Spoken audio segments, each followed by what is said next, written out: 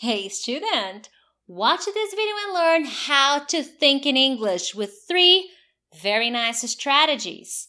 Coming up.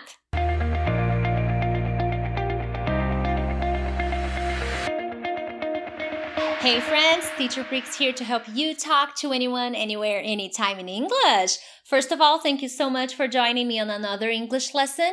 If it's your first time here, consider subscribing because from Monday to Friday, I post all kinds of English lessons because I want to help you become a better and more confident English speaker. Now, before I tell you the 3 strategies, why is it so difficult to think in English? Well, guys, let me be completely honest with you. It is not a natural process. English is not your native language. Consequently, it is very difficult to induce your brain to think in English because it's not natural. It doesn't come automatically to non-native speakers like you and me. That being said, is it possible to learn how to think in English? Can I master this ability and think in English, speak a little faster when I have to talk to native speakers or non-native speakers in English? Yes, this is a skill that you can improve, that you can master, and you can become better at. And that's what the 3 strategies I'm going to show you here in this lesson will do for you. They will help you achieve this level where you can think in English, you can have an internal conversation in English, because by doing this, it'll be easier for you to speak in English when you need to. The first strategy is use what you know. Teacher Prix, are you serious? Let me explain. As I said, this is not a natural process. So you will need to start somewhere.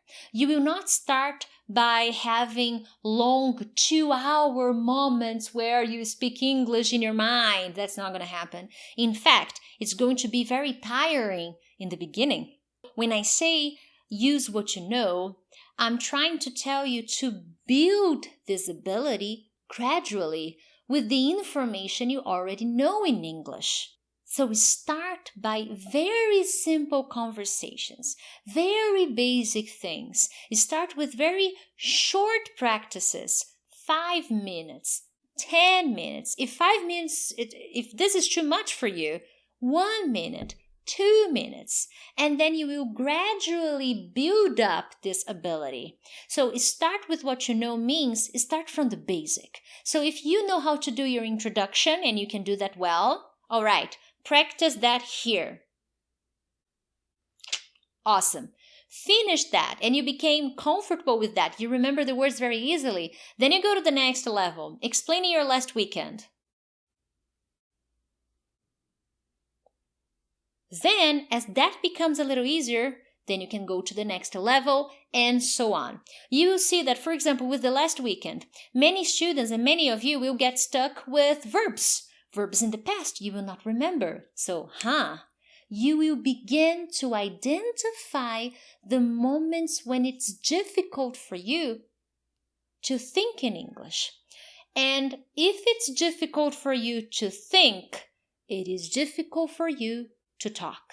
So this ability of thinking in English is much more useful than you can imagine because it'll help you prepare yourself for real life conversations. Because if you don't know here when you're calm, alone, in a private space, thinking in English, when you have to do this in the real world, it'll be more difficult because then you have pressure, then you will have emotions. So this is a preparation. That's why I start with this first strategy. Use what you know and you will be surprised because you will get stuck many times because there will be many things you won't know. And that's exactly why you're doing this, to find out the things that are easy for you and the things that are not, okay?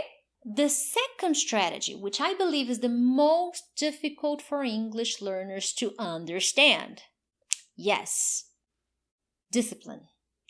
Be consistent with your practice. You know, I'm talking about this with experience, based on several clients from all over the world who have begun to practice thinking in English, but after some time they stopped it. And when they start, they usually give me very positive feedback, like, Teacher Prix, I did a really good job. I started, and at first it was difficult, but now I'm learning, and I was driving, and I was thinking a little bit, and I was so proud of myself.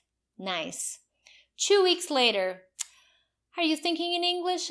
Teacher, I didn't have time. I was so busy. This is too difficult. I will never think in English. Discipline, consistency. You will only learn to think in English if you are always telling your brain to think in English. Remember at the beginning of this video where I told you it is not a natural process? Therefore, if it's not a natural process, you have to be constantly reminding your brain, come on, it's thinking time. Let's think. Yeah, I know it sucks. We gotta do it. Teacher Prick said we should. You have to give it time. You have to be consistent. Otherwise, it's not going to work because this is not an automatic process. And if we think about it, this works with everything in English. If you don't consistently study, if you don't consistently review things, you're not going to learn. The same happens with thinking in English. This is an exercise you should do every day, even if it's just for 5 minutes. 5 minutes are better than 0 minutes, okay? So if you consistently do this every day, think about the patterns, the mistakes you make, the moments when you get stuck, and practicing, looking for the words you didn't know and studying that. You will get better. There's no other way, okay? The only way for you is progress. If you do this, if you follow this consistently. When I was a student, many years ago, I did not think in English. I only began to think in English. I think that I changed my mentality when I moved to Boston. That's when I started to think about thinking in English. And when I started, I remember that it was not so easy for me. And I was a good speaker. I was a teacher, for God's sake. But I didn't have this habit of thinking in English. Consequently, it was difficult for me too. But as I kept going and kept practicing, it got easier. It took time, but it happened. Okay? It doesn't matter what your level is. If you practice from day one, you will improve. And hey, if you're enjoying this lesson, share it with your friends. There are many people who will benefit from this lesson. So I will really appreciate it if you share this lesson on your social media, WhatsApp groups, Facebook, because this really helps the channel grow. But it's not just that. You're helping other people too. Okay? The final strategy that I have for you, and this strategy works really well for those people who don't have that creativity, if it's really hard for you to play with your mind, imagine things. I get it. This is difficult for some people. So my recommendation is, if imagining is hard, if creating is hard, answer questions, okay? Specific questions. But teacher, it's hard for me to imagine. Imagine imagining questions. I don't know how to do that. You don't need to know how to do that. I'll help you. I will leave a recommendation of a website. This is not my website, but I really, really, really like this website, and I always recommend it to my students. In this website, we will find a series of subjects, lots and lots of topics in English. Every time you click on a subject, you will be directed to that page where you will find 5, 6, 7, 10 questions. Bazinga! Read the question and think about the answer. Do it mentally. So if it's difficult for you to do freestyle thinking, you cannot focus, it's difficult for you to just sit down and imagine and think in English, I get it. It's not such an easy process for some people. So if you condition your brain to answer questions, it'll be easier. And if you don't know how to ask questions, it's okay. I'm leaving the recommendation here in the descriptions where you can find a very nice website with lots of questions about all kinds of subjects. All you have to do is read the question and think. Other than that, my friends, I have a question for you. How often do you try to think in English? Is it easy or difficult for you? Let me know in the comments, and if possible, share this lesson with your friends. Thank you so much, and I'll see you next time. Bye!